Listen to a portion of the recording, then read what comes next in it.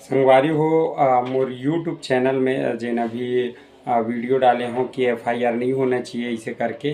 वो मैं एक ठो कमेंट है, वो भाई कहा थे कि तोला कानून पता नहीं है का, ये है केवल एफआईआर दर्ज बस होही, वो मन ला कुछ होवे नहीं। पहली अगर वो मन नहीं मानही तो होही।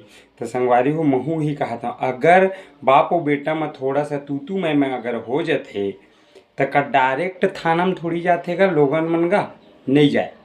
पहले आपसी में बात करते, नहीं माने तो फिर थाना में जाते। तो भाई कलाकार जितना भी है तो वो सब तो भाई है, परिवार बरोबर है, एक ठो बाप बेटा बरोबर है ना। तो परिवार बरोबर है तो पहली डायरेक्ट बात कर ले।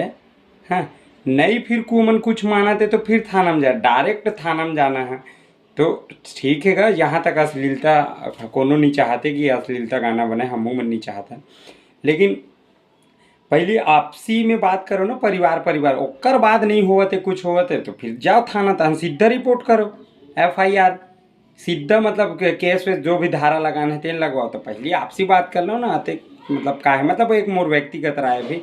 बाकी आप सब समझदार हो। राम राम, जय जोहार, जय छत्तीसगढ़, धन्यवाद।